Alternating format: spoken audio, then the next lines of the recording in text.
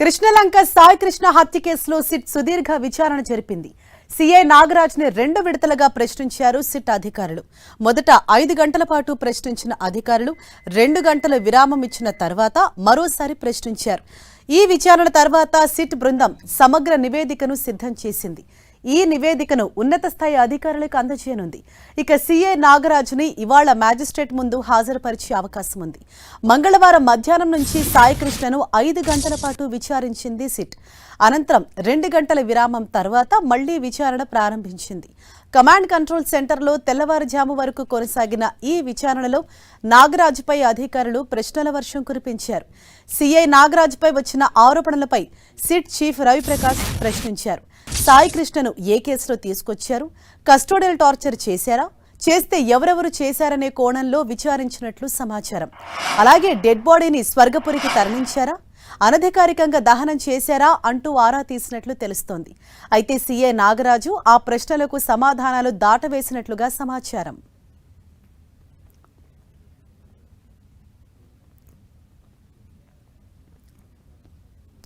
Right, దీనిపై overall updates తెలుసుకుందాం. మా ప్రతినిధి జయరాజ్ మనకు అందుబాటులో ఉన్నారు. రైట్ జయరాజ్, నిన్న జరిగిన సుదీర్ఘ విచారణలో అసలు ఎటువంటి కీలక విషయాలు సీఐ నాగరాజ్ నుంచి రాబట్టే ప్రయత్నం చేశారు? మీకు అందుతున్న అప్డేట్స్ ఏంటి?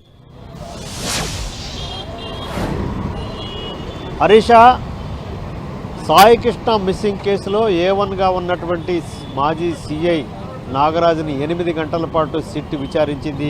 కీలకమైనటువంటి ఇప్పటికే సిట్ సేకరించినటువంటి కీలకమైనటువంటి ఆధారాల్ని నాగరాజు ముందు పెట్టి మరీ విచారించారు. అన్నీ కూడా వీడియో రికార్డింగ్ చేశారు. అయితే నాగరాజు పూర్తి స్థాయిలో ఎక్కడా కూడా సిట్ వేసినట్టు ప్రశ్నలకు కానీ సిట్ చూపించినట్టు ఆధారాలకు కానీ సమాధానం చెప్పలేదని తెలుస్తూ ఉంది. అన్నిటికీ మౌనమే సమాధానంగా ఉన్నట్టుగా తెలుస్తూ ఉంది. మే నెల 9వ తేదీన సాయి కృష్ణని మార్కాపురం నుంచి విజయవాడ తీసుకొచ్చిన తర్వాత సిట్ వచ్చినటువంటి నేపథ్యంలో కృష్ణలంక పోలీస్ స్టేషన్కి తీసుకెళ్ళి నాగరాజుకి అప్పగించిన తర్వాత ఎక్నాలెడ్జ్మెంట్ కూడా తీసుకున్నారు. ఎక్నాలెడ్జ్మెంట్ కూడా నిన్న నాగరాజు విచారణ సమయంలో చూపించారు. అంటే మా సాయి కృష్ణని తీసుకొచ్చి సిఐ సమక్షంలో కృష్ణలంక పోలీస్ స్టేషన్లో అప్పగించిన నేపథ్యంలో ఆ తర్వాత ఇతను ఏమైపోయాడు, సాయికృష్ణ ఏమయ్యాడు, సాయికృష్ణని పోలీస్ స్టేషన్లో ఉంచే విచారించారా, విచారణ సమయంలో ఎవరెవరున్నారు, బయటికి తీసుకెళ్ళి విచారించారా, బయట ఎక్కడ విచారించారు, ఆ సమయంలో ఎవరెవరున్నారు, అదేవిధంగా చేసిన విచారణ చేసే సమయంలో సాయికృష్ణ ప్రవర్తన ఎలా ఉంది, ఆయన సహకరించాడా, అసలు ఏ కేసులో తీసుకొచ్చారు, అతని నుంచి రాబట్టిన సమాచారం ఎలా ఉంది, వాటికి సంబంధించిన ఎవిడెన్స్ ఏముంది, వీడియో తీశారా, రికార్డ్ చేసిన డాక్యుమెంట్స్ ఉన్నాయి అనేటటువంటి దిశగా అన్ని వివరాలు సిట్ నాగరాజును ప్రశ్నించింది. ఆ తర్వాత మే 1వ తేదీ నుంచి జూన్ 1వ తేదీ వరకు కృష్ణలంక పోలీస్ స్టేషన్లో ఉండాల్సినటువంటి సీసీ ఫుటేజ్ కూడా పూర్తిగా మాయం అవటానికి కారణం ఏంటి, దీన్ని ఎవరు మాయం చేశారు అనే దిశగా కూడా ప్రశ్నలు సంధించారు. అదేవిధంగా సాయికృష్ణ విచారణ సమయంలోనే చనిపోయాడా, చనిపోతే డెడ్ బాడీని ఏం చేశారు, చనిపోయిన తర్వాత పోలీసు ఉన్నతాధికారులకి సమాచారం ఇచ్చారా, ఇస్తే ఎవరికి ఇచ్చారు, ఇవ్వకపోతే ఎందుకని ఇవ్వలేదు, సాయికృష్ణని డెడ్ బాడీని ఏం చేశారు, ఆ తల్లి ఆరోపిస్తున్నటువంటి విధంగా సాయికృష్ణ స్టేషన్లో చిత్రహింసలు పెట్టినటువంటి నేపథ్యంలో చనిపోయాడు, అక్కడి నుంచి కృష్ణలంక శ్మశాన వాటికలో దహనం చేశారు అనేటటువంటి ఫిర్యాదుని రాతపూర్వకంగా సాయికృష్ణ తల్లి విజయలక్ష్మి సిట్ అధికారులకు ఇచ్చినటువంటి నేపథ్యంలో వాటన్నిటిపైన కూడా విచారణ అధికారులు సిట్ అధికారులు నాగరాజును ప్రశ్నించారు. అయితే వేటికి కూడా తన డ్యూటీ తను చేశాను, తన విధి నిర్వహణ తను చేశానని తప్ప మిగతా వేటికి కూడా నాగరాజు సమాధానం ఇచ్చినట్టుగా బయటకు రాలేదు. మొత్తం మీద విచారణ అయితే ముగిసింది.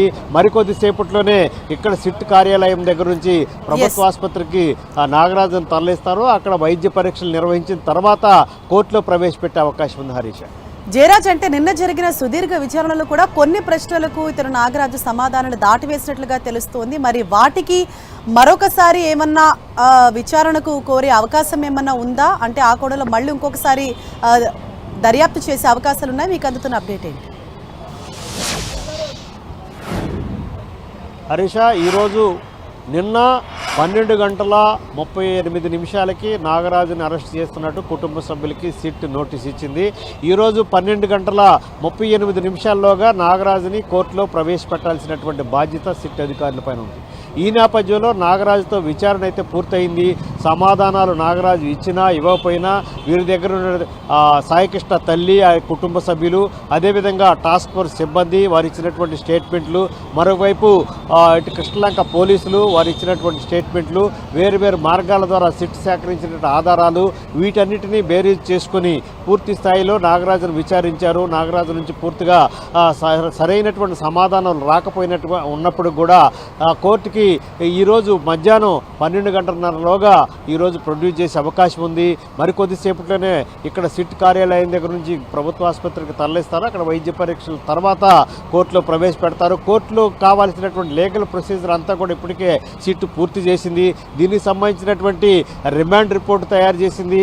నాగరాజు దగ్గర నుంచి, అదేవిధంగా తల్లిదండ్రుల దగ్గర నుంచి, మరొక వైపు టాస్క్ ఫోర్స్ దగ్గర నుంచి, ఇంకొక వైపు కృష్ణలంక పోలీసుల నుంచి సేకరించినటువంటి ఆధారాలు, వారు ఇచ్చినటువంటి స్టేట్మెంట్లు అన్నిటిని కూడా 12:30 లోపు కోర్టులో ప్రొడ్యూస్ చేసే అవకాశం ఉంది. ఆ తర్వాత జరిగేటట్టు అవసరమైతే నాగరాజును విచారించడానికి తర్వాత మరి కోర్టులో ప్రవేశపెట్టిన తర్వాత కోర్టు ఇచ్చే తీర్పును బట్టి రిమాండ్ వేస్తారా, మరి బెయిల్ ఇస్తారా అనేటటువంటి అంశం గురించి ఇప్పుడే చెప్పే పరిస్థితి అయితే లేదు. రిమాండ్ గారు ఇచ్చేనక్కైతే మరొక రిమాండ్ అతన్ని కస్టడీలోకి తీసుకోవడానికి సిట్ మరొక పిటిషన్ వేసి నాగరాజును ఆ తర్వాత విచారించేటటువంటి అవకాశం అయితే ఎక్కువగా ఉంది. మొత్తమే చూస్తే విచారణ అయితే పూర్తయింది. 8 గంటల పాటు సుదీర్ఘంగా సిట్ విచారించింది. మరికొద్దిసేపట్లోనే సిట్ కార్యాలయం నుంచి ప్రభుత్వ ఆసుపత్రికి తరలించబోతా ఉన్నారు. భారీ బందోబస్తు ఏర్పాటు చేశారు సిట్ కార్యాలయం దగ్గర నుంచి ప్రభుత్వ ఆసుపత్రి వరకు. అదేవిధంగా ప్రభుత్వ ఆసుపత్రి నుంచి కోర్టు వరకు కూడా భారీ బందోబస్తు అయితే ఏర్పాటు చేశారు. నిన్న నాగరాజుకి సానుకూలంగా చాలామంది బయటకు వచ్చి రోడ్డుని బ్లాక్ చేశారు. సిట్ అధికార యంత్రాంగం సిట్ నాగరాజును తరలించే నేపథ్యంలో వాహనానికి అడ్డుపట్టడం, ధర్నాలు చేయడం, రాస్తారోకోలు చేసిన నేపథ్యంలో దీన్ని కూడా ప్రభుత్వం సీరియస్గా తీసుకుంది. ఎవరెవరైతే ఈ కార్యక్రమానికి పోలీసుల విధులకు ఆటంకం కలిగించారో వారంతా గుర్తించాలని చెప్పేసి ఇంటెలిజెన్స్ని ఆదేశించింది. దీని వెనక ఎవరున్నారు, ఎవరు చేయిస్తున్నారు, ప్రభుత్వం ఒక నిర్ణయం తీసుకొని చట్ట ప్రకారం ముందుకెళ్తున్నటువంటి నేపథ్యంలో వారికి విధులకి ఆటంకం కలిగించేలాగా రోడ్డు మీదకి వచ్చి బైఠాయించి ప్లకార్డు ప్రదర్శించి నాగరాజు పట్ల సానుకూలంగా వ్యవహరిస్తున్నటువంటి వ్యక్తుల వెనక ఎలాంటి శక్తులు ఉన్నాయనేటటువంటి దిశగా కూడా ఇంటెలిజెన్స్ ఆరా తీస్తుంది. వారికి సంబంధించినటువంటి వివరాలన్నీ కూడా ప్రభుత్వానికి పంపేటటువంటి పనిలో ఇంటెలిజెన్స్ యంత్రాంగం కూడా ఉంది. హరీష, షేరాజ్, అంటే ఈ కేసుకు సంబంధించి చాలా లూప్ హోల్స్ కనిపిస్తున్నాయి. ఇక్కడ పోలీసులే ప్రొటెక్ట్ చేస్తున్నారు, కావాలని అన్ని కూడా కప్పిపెట్టే ప్రయత్నం చేస్తున్నారు, ప్రొటెక్ట్ చేస్తున్నారన్న ఆరోపణలు కూడా వస్తున్నాయి. అలాగే మరోవైపు సాయికృష్ణ తల్లి కూడా ఒక లేఖ రాశారు కదా, ఆ లేఖలో ఆవిడ ఏమని పొందుపరిచారు? హరీష, ఈరోజు ఈ కేసులో సాయికృష్ణ తల్లి విజయలక్ష్మి ఇచ్చినటువంటి స్టేట్మెంటు, ఆవిడ 3 పేజీలు రాసినటువంటి రాతపూర్వకంగా సిట్ యంత్రాంగానికి ఇచ్చిన ఫిర్యాదు అతి కీలకంగా మారబోతా ఉంది. రేపు కోర్టులో కూడా ఇదే సాయికృష్ణ తల్లి ఇచ్చినటువంటి 3 పేజీల ఫిర్యాదు ఏదైతే ఉందో ఆ ఫిర్యాదు చాలా కీలకంగా మారబోతోంది. ఈ కేసులో మొదటి నుంచి కూడా సాయికృష్ణ తల్లి చెబుతున్నటువంటి అంశాలు ఏవైతే ఉన్నాయో, మార్కాపురం నుంచి తీసుకొచ్చినటువంటి తన కొడుకుని చిత్రహింసలు పెట్టారు, తన కళ్ళ ముందే తన కొడుకుని గోల్డ్ పీకేయటం దగ్గర నుంచి అనేక రకాలుగా చిత్రహింసలు పెట్టారు కృష్ణలంక పోలీసులు, ముఖ్యంగా సిఐ నాగరాజు. అదేవిధంగా అక్కడ చిత్రహింసలు పెట్టినటువంటి నేపథ్యంలో తన కొడుకు స్టేషన్లోనే చనిపోయిన తర్వాత తన కొడుకుని కృష్ణలంక శ్మశాన వాటికి తీసుకెళ్లి దహన కార్యక్రమాలు చేశారనేటటువంటి సమగ్రమైన సమాచారం తనకు ఉంది అని చెప్పేసి విజయలక్ష్మి సాయికృష్ణ తల్లి ఫిర్యాదులు పేర్కొన్నారు.